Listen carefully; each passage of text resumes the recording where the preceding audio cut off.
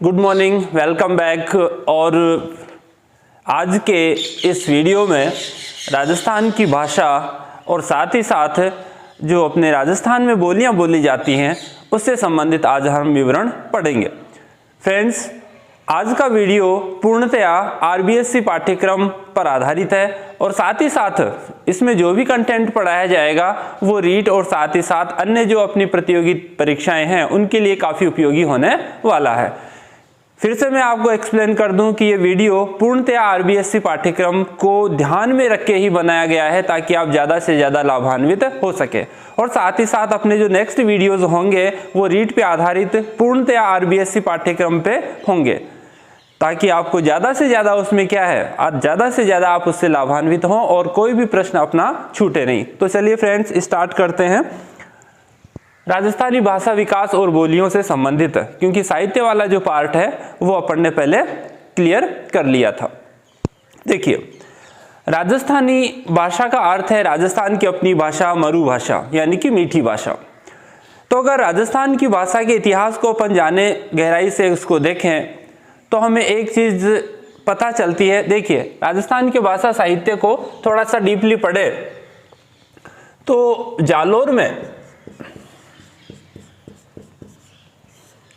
जालोर में एक कवि हुए उद्योतन सूरी। जालोर में एक कवि हुए उद्योतन सूरी और उन्होंने वहां पे कवि हुआ उद्योतन सूरी और उद्योतन सूरी ने लिखा ग्रंथ कुवलय माला। कुवलय माला ग्रंथ लिखा। कुवलय माला ग्रंथ प्राकृत भाषा में हमें मिलता है, प्राकृत भाषा में। इस ग्रंथ में उन्होंने 18 देशी भाषाओं का प्रयोग किया। 18 देशी भाषाएं इस ग्रंथ में मिलती है और इन 18 में हमारी एक मरु भाषा का उल्लेख भी ये करता है। 18 भाषाओं में मरु भाषा का उल्लेख भी करता है और मरु भाषा का अर्थ है यहाँ पश्चिमी राजस्थान की भाषा। पश्चिमी राजस्थान की भाषा का यहाँ हम अर्थ लेते हैं। ठीक है फ्रेंड्स, कुवलय माला ग्रंथ लिखा प्राकृत भाषा में। 18 देशी भाषाओं का उल्लेख यहाँ मिलता है और इन 18 में एक मरु भाषा का उल्लेख भी ये करता है। मरु भाषा का अर्थ लेते हैं पश्चिमी राजस्थान की भाषा, अर्थात पश्चिमी राजस्थान में कौन सी भाषा बोली जाती थी? पश्चिमी राजस्थान यानी कि मारवाड़ का इलाका। तो राजस्थानी का अर्थ ही क्या लेते हैं? मारवाड़ की भाषा अर्थात मारवाड़ी अर्थ लेते हैं। ये तो हुआ उद्योतन सूरी का। अब उद्योतन सूरी ने जो ग्रंथ लिखा वो कब लिखा था, इसकी भी हल्की सी एक चर्चा करते हैं। ये 835 विक्रम संवत की बात करें तो, विक्रम संवत की बात करें और ईस्वी सन की बात करें तो ये लिखा था 778। इसमें से अगर माइनस कर दें 57 साल तो 778 निकल के आता है। तो ईस्वी अगर पूछी जाए तो 778 और विक्रम संवत पूछा जाए तो 835। तो उस समय इसका ग्रंथ ये लिखा गया जालोर में बैठे बैठे। उद्योतन सूरी ये जैन कवि था, यानी कि जो भी सूरी हैं वो जैन कवि हैं। ठीक है फ्रेंड्स, अब थोड़ा सा आगे चलते हैं। राजस्थानी भाषा का यदि प्रथम ग्रंथ अगर ये भी पूछ लिया जाए कि राजस्थानी भाषा का प्रथम ग्रंथ कौन सा है तो इसकी भी हम हल्की सी चर्चा करते हैं। राजस्थानी भाषा का प्रथम ग्रंथ, ठीक है फ्रेंड्स, प्रथम ग्रंथ कौन सा है? प्रथम ग्रंथ है भरतेश्वर बाहुबली घोर। ये हमारी राजस्थानी भाषा का प्रथम ग्रंथ है, प्राचीनतम ग्रंथ, प्रथम ग्रंथ। और इसके रचयिता हैं वज्रसेन सूरी। वज्रसेन सूरी, ठीक है। अब इसकी एक याद करने का ट्रिक देखिए। राजस्थानी भाषा का प्रथम ग्रंथ भरतेश्वर बाहुबली। पहला पार्ट देखिए, पहला पार्ट जो था वो श्रृंगार से संबंधित था। श्रृंगार से संबंधित यानी कि रस प्रधान था। और दूसरा जो पार्ट आया था वो युद्ध से संबंधित था। यानी कि घोर युद्ध हुआ। अब देखिए ये दूसरा पार्ट, उसमें होता है घोर युद्ध, और घोर युद्ध होता है और उसमें हमला होता है, तो वज्र का अर्थ होता है हमला या प्रहार। तो इसको याद रखने का तरीका है कि घोर युद्ध होता है, प्रहार होता है, हमला होता है, तो इसका रचयिता हो गया वज्रसेन सूरी। क्योंकि याद करने में दिक्कत क्या है, देखिए राजस्थानी भाषा का प्रथम ग्रंथ हो गया वर्तेश्वर बाहुबली घोर। यदि संवत उल्लेख का प्रश्न आए कि कौन सा जो है ग्रंथ ऐसा है जिसमें सर्वप्रथम संवत उल्लेख होता है और वो राजस्थानी भाषा का ग्रंथ है, तो इससे मिलता ही जुलता एक और ग्रंथ है भरतेश्वर बाहुबली रास। ये संवत उल्लेख का राजस्थानी ग्रंथ है, यानी कि संवत का उल्लेख इसमें होता है। इसका रचयिता देखिए शालिभद्र सूरी। याद करने का तरीका बिल्कुल वही है कि एक ग्रंथ है जो कि किससे प्रधान है, श्रृंगार या रास प्रधान है। तो पहला जो पार्ट आया था बाहुबली का वो श्रृंगार प्रधान था, रस प्रधान था, ठीक है। उसमें कोई युद्ध की बात नहीं थी, शालीनता से हुआ था, यानी कि शालीन एक प्रेम कहानी चली थी शालीनता से। तो इस तरह से याद करें कि इसका जो रचयिता है रास वाले का, रास का मतलब क्या है, श्रृंगार, और उसमें श्रृंगार वाली बात होती थी, तो शालिभद्र सूरी, इस तरह से याद करें। दूसरा पार्ट था बाहुबली, उसमें घोर युद्ध होता था, हमला हुआ था, तो हमले का अर्थ है वज्र, तो इस तरह से इसको याद रखें, ठीक है फ्रेंड्स। अब चलते हैं थोड़ा और आगे। अगर राजस्थानी भाषा का उद्भव अगर देखा जाए तो राजस्थानी भाषा का उद्भव 11वीं और 12वीं शताब्दी में हमें देखने को मिलता है। लेकिन यदि स्वतंत्र रूप से राजस्थानी भाषा का विकास देखा जाए तो ये 16वीं सदी के बाद ही हुआ, ठीक है। फिर से थोड़ा सा नेक्स्ट अब आगे चलते हैं।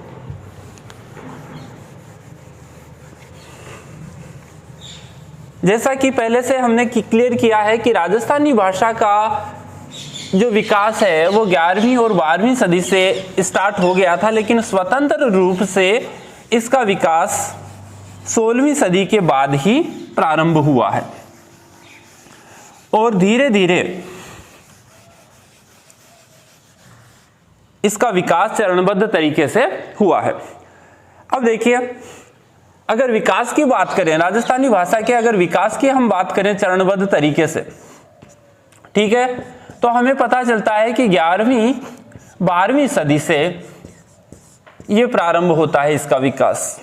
लेकिन स्वतंत्र रूप से अगर विकास की बात करें, स्वतंत्र रूप से करें तो 16वीं सदी के बाद ही यह विकास हमें दिखाई देता है।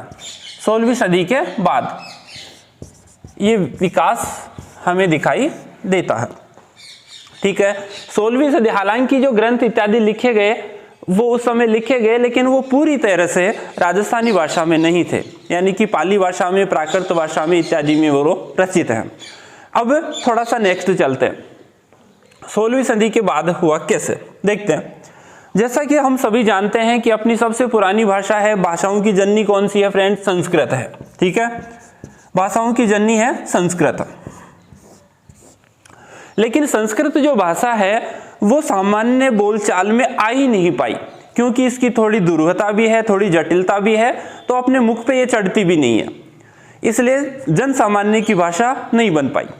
तो संस्कृत का स्थान लिया लौकिक संस्कृत ने, यानी कि देखिए जटिलता से सरलता की ओर चल रहे हैं, तो संस्कृत का स्थान लिया लौकिक संस्कृत ने, यानी कि कुछ जटिलता इसमें कम हुई।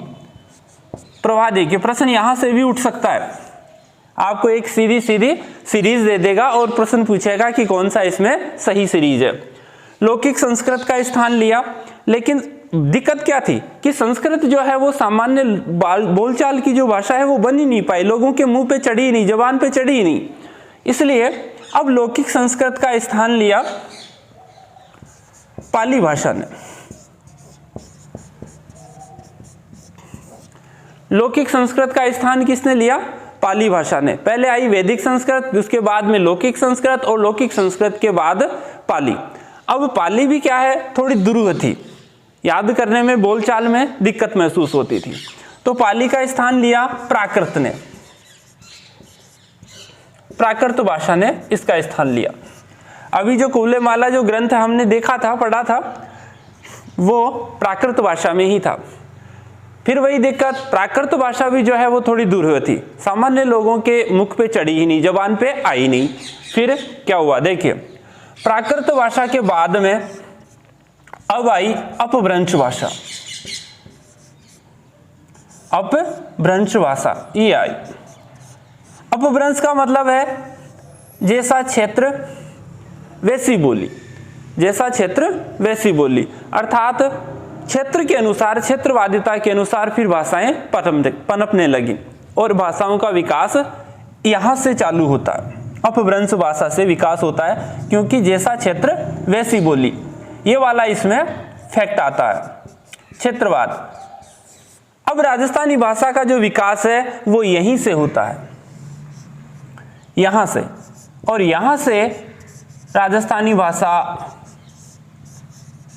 का जन्म होता है।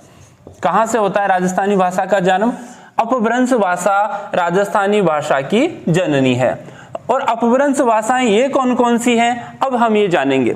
प्रश्न ये पूछा जाए कि राजस्थानी भाषा की जननी है प्राकृत भाषा, पाली भाषा, वैदिक संस्कृत, यानी कि, तो सबसे अपना आंसर तुरंत निकलना चाहिए कि अपभ्रंश भाषा राजस्थानी भाषा की जननी है। ठीक है, अब अपभ्रंश भाषाएं कौन कौन सी हैं ये हम अब जानेंगे। ठीक है फ्रेंड्स, नेक्स्ट अब आगे राजस्थानी भाषा के विकास के विभिन्न चरणों में होते हुए अब हम चलते हैं सीधा अपभ्रंश भाषा पे।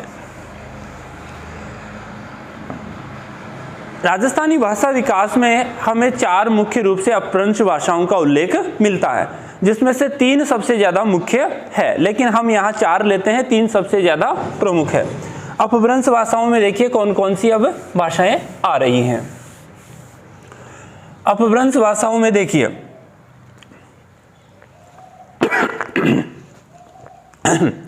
अपभ्रंश भाषाओं में देखिए कौन सी है। सबसे पहले शौरसेनी अपभ्रंश, शौरसेनी अपभ्रंश।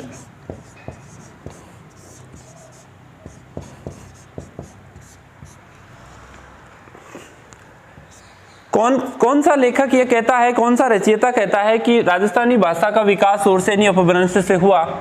तो भाषा शास्त्री हुए हमारे राजस्थान में,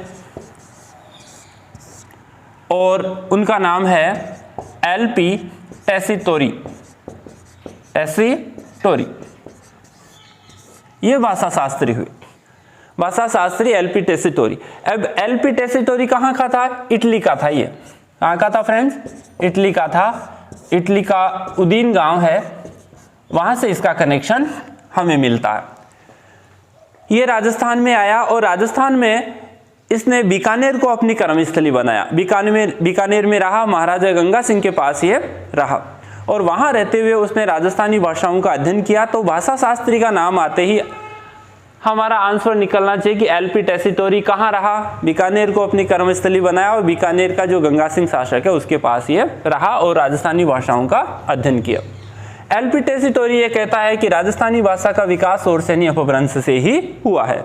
शौरसेनी अपभ्रंश का मतलब है सूरसेन क्षेत्र से, और इसका अर्थ है कि इस पर हल्का सा अपन विवरण पढ़ते हैं यहाँ पे कि ये पिंगल से इसका अर्थ निकलता है, अर्थात पिंगल जो शैली है भाषा वो इसी से कनेक्शन निकलता है और ये पूर्वी भाग की तरफ जाता है। ठीक है, लेकिन फिलहाल शौरसेनी अपभ्रंश भाषा शास्त्री LP टेसीटोरी। ठीक है, दूसरा अपभ्रंश देखिए, मरु गुर्जरी अपभ्रंश। मरु गुर्जरी अपभ्रंश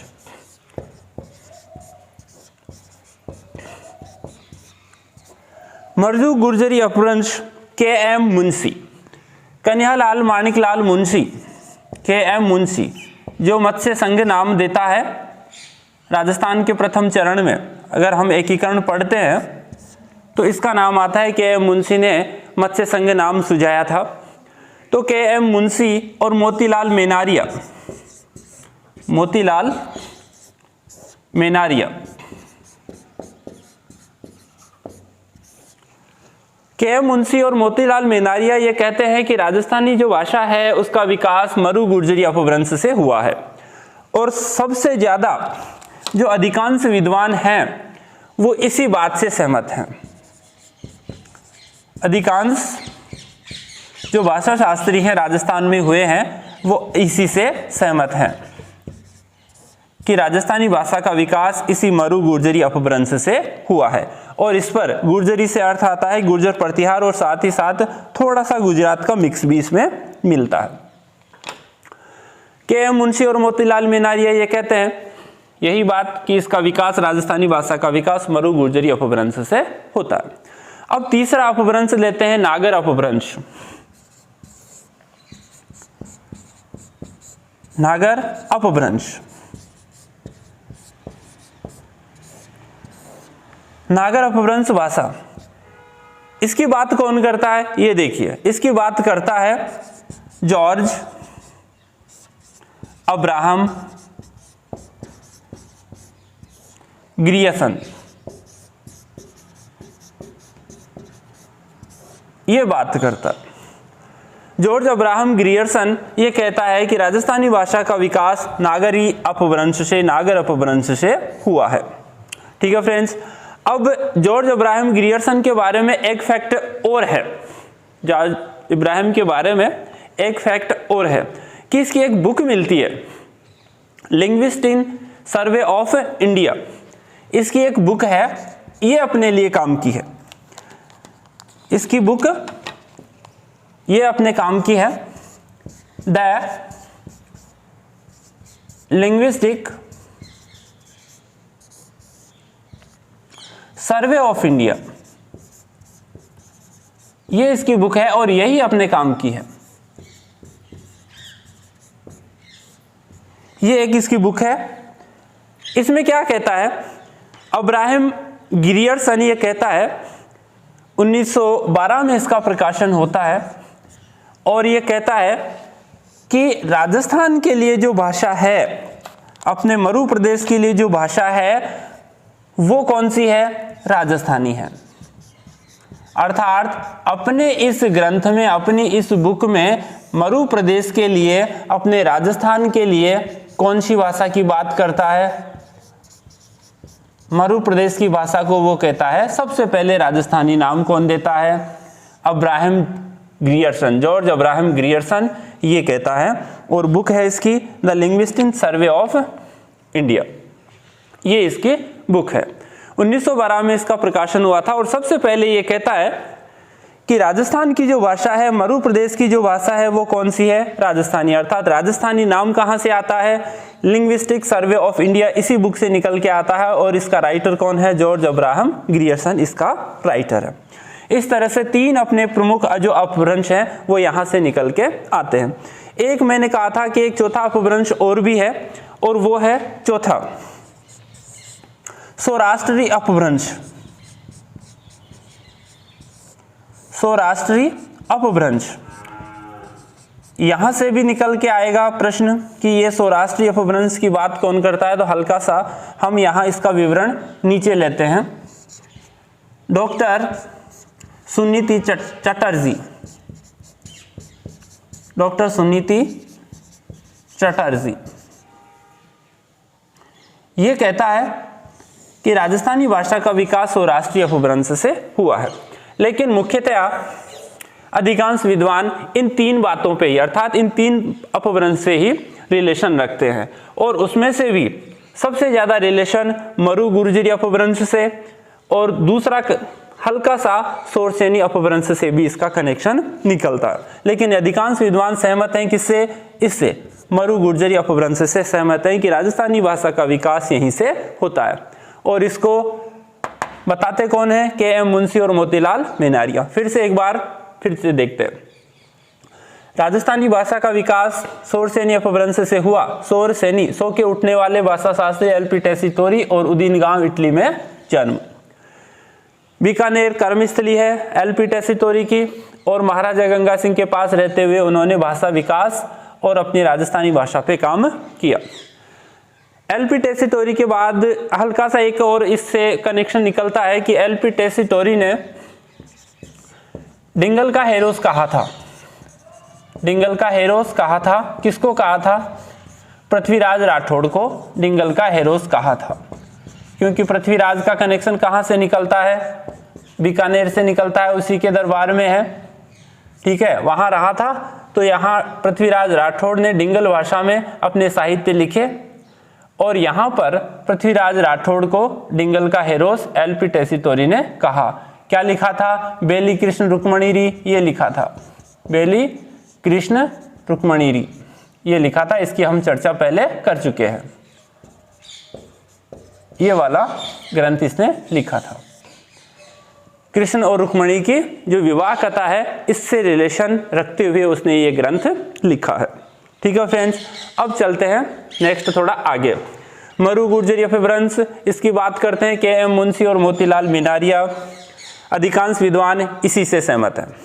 नागरी अपभ्रंश, जॉर्ज अब्राहम ग्रियर्सन, ये कहता है कि नागरी वंश से राजस्थानी भाषा का विकास हुआ। यहाँ इसकी और बात करते हैं तो इसका एक ग्रंथ, एक बुक मिलती है, the linguistic survey of India, 1912 में इसका प्रकाशन होता है। इस बुक में यह सबसे पहले मरु प्रदेश के लिए राजस्थानी भाषा का नाम सुझाता है। ठीक है, 1912 में कि ये राजस्थानी भाषा है।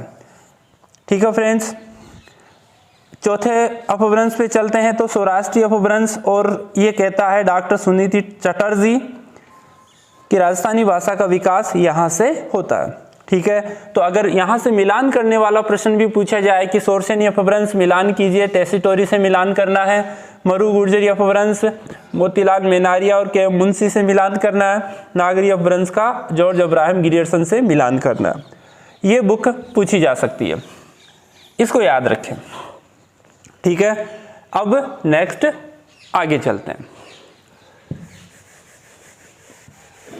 अब राजस्थानी भाषा को मुख्यतः दो भागों में बांटा जा सकता है, लेकिन जॉर्ज ग्रियर्सन जो है वो 5 भागों में बांटता है। नागर अपभ्रंश, जॉर्ज ग्रियर्सन,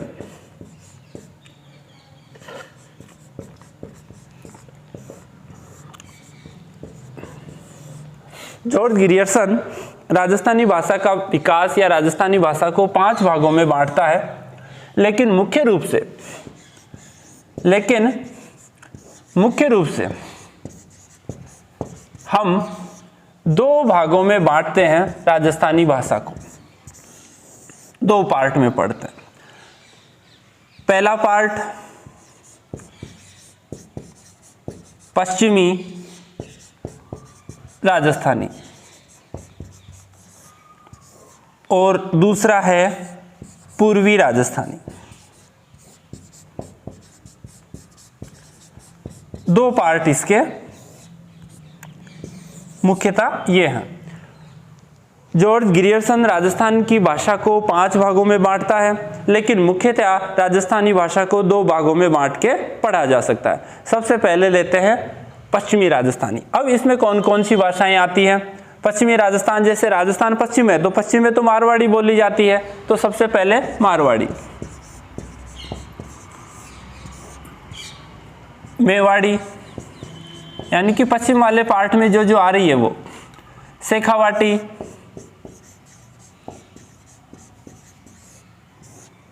और बागड़ी, ये भाषाएं बोली जाती है। मारवाड़ी, मेवाड़ी, शेखावाटी और बांगड़ी, ये भाषाएं जो हैं वो पश्चिमी राजस्थानी में आती हैं। हालांकि इनकी भी उपबोलियां हैं, मारवाड़ी की है, मेवाड़ी की है, शेखावाटी, बांगड़ी, इनकी भी उपबोलियां हम आगे पढ़ेंगे। अब पूर्वी राजस्थान में कौन कौन सी भाषाएं बोली जाती हैं ये देखते हैं। पूर्वी राजस्थान में ढूंढाड़ी जयपुर में बोली जाती है, हाड़ौती, ढूंढाड़ी है, हाड़ौती है, और साथ ही साथ मेवाती है, अहीरवाटी है, ये सारी की सारी ढूंढाड़ी, हाड़ौती, मेवात क्षेत्र में बोली जाती है मेवाती, और साथ ही साथ मेवाती के साथ अन्य भाषाएं, जैसे कि अभी बात की थी अपन ने अहीरवाटी, जो राठ क्षेत्र में बोली जाती है वो भाषा। अहिरवाटी यानी कि राठ क्षेत्र या राठी भाषा, राठ, ये वाले। फिर से देखते हैं, मुख्य रूप से राजस्थान की भाषा को, बोलियों को दो भागों में बांट के हम पढ़ते हैं। पहला राजस्थानी, पश्चिमी राजस्थानी यानी कि पश्चिमी पार्ट में राजस्थानी, मेवाड़ी और शेखावाटी, बांगड़ी इत्यादि। पूर्वी राजस्थान में ढूंढाड़ी है, हाड़ौती है, मेवाती, अहिरवाटी, राठ प्रदेश में जो बोली जाती है। हालांकि इनकी उपबोलियां जो है वो हम पढ़ेंगे। अब नेक्स्ट चलते हैं आगे। पश्चिमी राजस्थानी, ये यहाँ क्या मिलता है पश्चिमी राजस्थानी में? पश्चिमी राजस्थानी में यहाँ पे डिंगल साहित्य की रचना यहाँ होती है और यहाँ पे पिंगल साहित्य की रचना होती है। ठीक है, अब नेक्स्ट आगे चलते हैं। अब राजस्थान की जो बोलियां आती हैं उनकी हम चर्चा करेंगे। 1961 की जनगणना के अनुसार राजस्थान में 73 प्रकार की भाषाएं, 73 प्रकार की बोलियां बोली जाती हैं। 73 प्रकार की। जॉर्ज अब्राहम ग्रियर्सन का अब यहां से कोई काम नहीं है। 1961 की अगर जनगणना होती है तो यहां पर 1961 की जनगणना के अनुसार 73 प्रकार की बोलियां राजस्थान में बोली जाती हैं। 73 प्रकार की बोलियां बोली जाती हैं, लेकिन मुख्य रूप से राजस्थानी ही उनका केंद्र है। ठीक है, 73 प्रकार की बोलियां बोली जाती है, राजस्थान ही केंद्र है। तो एक यहाँ एक फैक्ट और है कि 21 फरवरी को राजस्थानी भाषा दिवस आता है। राजस्थानी भाषा दिवस आता है 21 फरवरी को। ठीक है, अब विभिन्न प्रकार की बोलियां जो है अब उनकी हम चर्चा यहाँ पे करते हैं। ठीक है फ्रेंड्स, तो सबसे पहले लेते हैं 1 नंबर पे मारवाड़ी भाषा।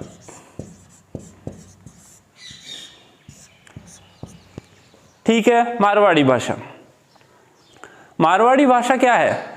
गुर्जर अपभ्रंश से इसका विकास हुआ है। जैसा कि हमने पीछे अभी पढ़ाई है कि गुर्जर अपभ्रंश से इसका विकास हुआ है। मारवाड़ क्षेत्र, मारवाड़ी, तो ठीक है, राजस्थान भाषा का पर्याय यही मारवाड़ी है। कौन कौन से क्षेत्र में आती है? गुर्जर अपभ्रंश से विकास होता है, पश्चिमी राजस्थान की भाषा है और राजस्थानी जो भाषा है उसका पर्याय ही मारवाड़ी है। यानी कि राजस्थान की भाषा राजस्थानी और राजस्थानी का मतलब है मारवाड़ी, पर्याय मारवाड़ी। कौन कौन से क्षेत्र हैं? यानी कि पश्चिमी राजस्थान को पूरा उठा लो, अपने आप इसका आंसर निकल के आ जाएगा। जोधपुर, जैसलमेर, बीकानेर, बाड़मेर, सीकर, नागौर और पाली। तो यहां से जोधपुर में बोली जाती है, जोधपुर, बीकानेर, बाड़मेर, नागौर, पाली और जैसलमेर। पश्चिमी राजस्थान का पूरा पार्ट उठा लो तो अपना आंसर आ जाता है कि इस क्षेत्र में ये मारवाड़ी बोली जो है वो बोली जाती है। ये हो गया अपना क्षेत्र। अब इसकी उपबोलियां, सबसे इंपॉर्टेंट प्रश्न यहीं से उठेगा अपने जो काम का है, ये उपबोलियां।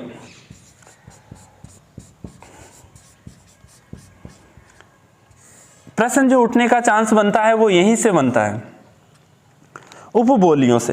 ये उपबोलियां क्या होती है? मारवाड़ी से ही मिलती जुलती इनकी कुछ उपबोलियां और होती हैं।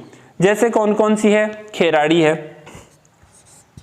प्रश्न यहां से उठेगा कि खेराड़ी जो बोली है, उपबोली है, वो किस बोली की उपबोली है, अर्थात खेराड़ी किसकी उपबोली है? ऑप्शन आएगा, मारवाड़ी भी आएगा, मेवाड़ी भी आएगा, सारे आएंगे।